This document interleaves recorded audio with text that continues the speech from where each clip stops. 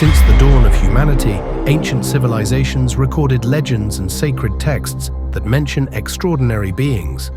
The Sumerians, Babylonians, and Egyptians all recount gigantic figures in their myths, some described as direct descendants of the gods. These stories, over time, echoed across different cultures, but they share a pattern: powerful creatures that interfered in the world of men. And then the question arises, could these creatures be the same giants mentioned in the Bible? There are mysteries in human history that remain shrouded in shadows, pieces of ancient texts, fragments of legends, and archaeological discoveries that make us question reality. Who were the Nephilim? The giants mentioned in the Bible, creatures so powerful that even the heroes of legends trembled before them. Were they merely myths, or did they walk among us, shaping the past and perhaps even our future?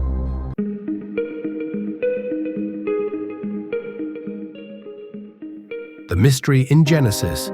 In the context of the Old Testament, before the flood, humanity grew in number and power, but alongside growth came corruption, and something extraordinary happened: the appearance of the Nephilim.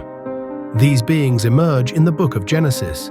Genesis 6:1-4 presents a passage that raises more questions than answers. Listen carefully. When men began to multiply on the face of the earth and daughters were born to them, the sons of God saw that the daughters of men were beautiful, and they took wives for themselves of all whom they chose. There were giants, Nephilim, on the earth in those days, and also afterward, when the sons of God came in to the daughters of men, and they bore children to them. Those were the mighty men who were of old, men of renown. Here arises the first great mystery. Who are the sons of God mentioned in this text? And who or what were the Nephilim? Were they giants, fallen divine beings, or perhaps beings from another world? There are different interpretations. Some scholars believe the sons of God were fallen angels who took human form and mingled with human women. From this union, the Nephilim were born, described as giants, mighty men of renown. Others argue they were descendants of a special lineage, such as that of Seth, the son of Adam. But regardless of interpretation, one thing is clear: these beings were not ordinary. Now think about this. Right after mentioning the Nephilim, the Bible speaks of the world's corruption and the flood. It doesn't seem like a coincidence. Could the Nephilim have been one of the reasons God sent the flood to cleanse the earth? Were they so powerful that they disrupted the very course of humanity? What happened to them? The Nephilim after the flood. Even after the flood, the name Nephilim appears again, now associated with the descendants of Anak. Who were these descendants? According to the biblical account, Anak was the patriarch of a lineage of giants known as the Anakim, inhabitants of the land of Canaan. They were so imposing and terrifying that the spies sent by Moses described themselves as grasshoppers compared to them. The Anakim were considered a people of great stature and strength, feared by all who encountered them. This connection suggests that the Nephilim may have survived the flood through these specific lineages, maintaining their presence in the ancient world, hinting that not all disappeared.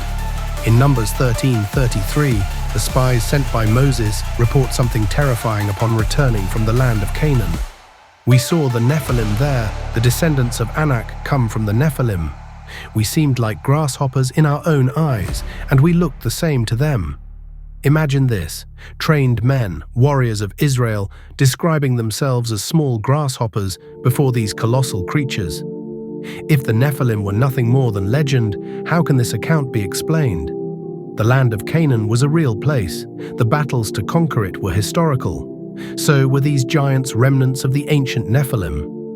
Modern discoveries and theories.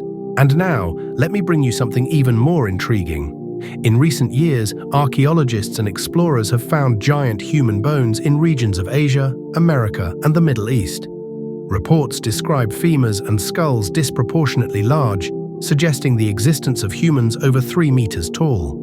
But these discoveries are rarely displayed in museums or confirmed by official institutions. Could it be mere misinterpretation, or is something being hidden from us? Thank you for watching, and don't forget to subscribe.